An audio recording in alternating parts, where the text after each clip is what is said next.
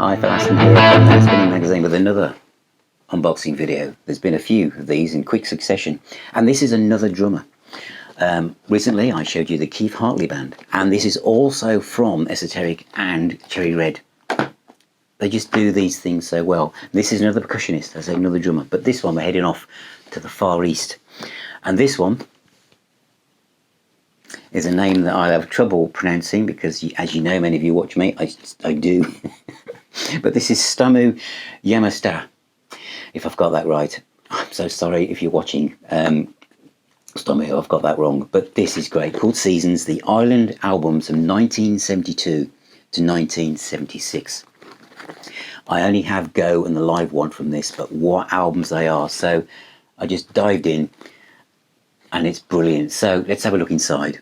Stomu Yamashta Seasons, the Island albums from 1972 to 1976.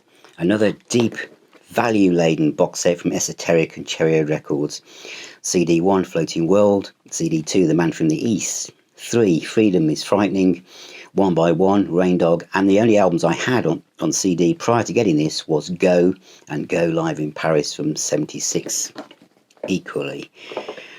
Inside there is a nice 40-page booklet which I'll come to. The first one, Floating World, came in a gatefold sleeve when it arrived on vinyl, and here it is replicated as per usual by Esoteric here. Fantastic stuff, and they always put the artwork on their disc as well, which is another great touch which collectors love. Then Red Buddha Theatre, the soundtrack from Man for the East, also as a gatefold. And there it is. Fantastic stuff. And this is, I'm enjoying this so much. East Wind. It's a single sleeve. Nice long tracks as well. Actually, that was Freedom is Frightening, so not East Wind at all. This one is East Wind. And again, I think this is from a film which didn't do that well, but the music is great. This one, Raindog, is also superb, but many of you of a certain vintage may know this one, because this one featured Steve Winwood on vocals. I mean, that man is just so versatile, and this is a classic, an ambient jazz fusion classical crossover album like no other. Absolutely, everyone should hear this. And it did so well that they did a live album. And the personnel on this was Steve Winwood, also Klaus Schultz on synthesizers, Al Di Meola on solo guitar. Absolutely brilliant. So this was a double album back when it was vinyl. So all fitting on one CD, but brilliant stuff. The booklet is aimed at people who've just been intrigued to know what all the fuss was about, and fans new and old. So again, lots of information, and this is what fans want. It just really makes the package. You feel good when it arrives that this is what you want. I mean, again, you've got all the information you need. They've not skimped on it. It's just brilliant. All the credits are there.